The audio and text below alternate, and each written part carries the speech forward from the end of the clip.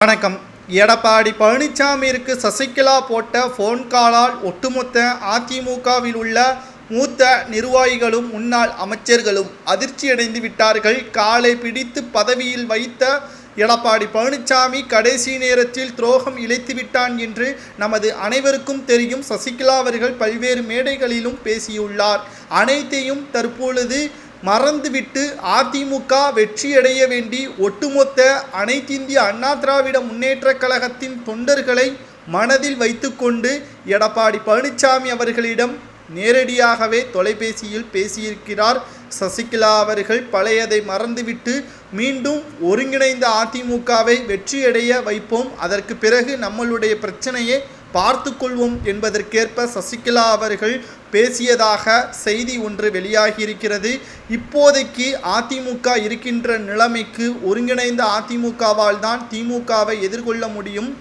மேலும் விக்கிரவாண்டி இடைத்தேர்தலில் அதிமுக புறக்கணித்துள்ளது மிகப்பெரிய ஒரு பாதுகாப்பாக திமுக கருதலாம். ஆனால் அனைத்திந்திய அண்ணா திராவிட முன்னேற்ற கழகத்தை பொறுத்தளவிற்கு திராவிட முன்னேற்ற கழகம் மிகப்பெரிய ஒரு சோதனையாக மாறும்.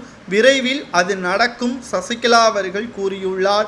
கிட்டத்தட்ட எடப்பாடி பழனிசாமியுடன் பேச்சுவார்த்தை நடத்துவதற்கு சசிகலா அவர்கள் முயற்சி செய்வதாகவும் 20ஆம் தேதி தமிழகம் முழுவதும் அதிமுகவின் தொண்டர்களை சசிகலா அவர்கள் சந்திக்க உள்ளதாகவும் அதற்கு பிறகு கடைசியாக அதிமுகவின் தலைமை அலுவலகத்திற்கு செல்ல உள்ளதாகவும் செய்திகள் வெளியாகியிருக்கிறது.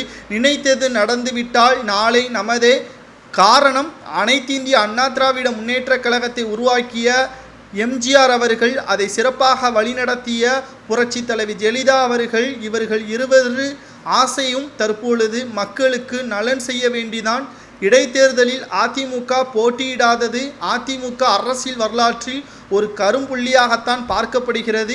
மீண்டும் இது போன்ற நிகழ்வுகள் நடைபெறாமல் இருக்க வேண்டும் என்றால் அதிமுக மிகப்பெரிய ஒரு வெற்றியை ஏற்படுத்த வேண்டும் என்றால் இடைத்தேர்தலில் மிகப்பெரிய ஒரு வெற்றி வாய்ப்பை உருவாக்க வேண்டும் என்றும் தற்பொழுது சசிகலா அவர்கள் கூறியுள்ளார். சசிகலா அவர்கள் கூறியது சரிதானா? எடப்பாடி பழனிசாமி இதற்கு சம்மதம் தெரிவிப்பாரா அல்லது சம்மதம் தெரிவிக்காமல் இருந்தால் சசிகலா அவர்கள் என்ன செய்யலாம் என்பதை கமெண்ட் வாயிலாக கூறுங்கள்.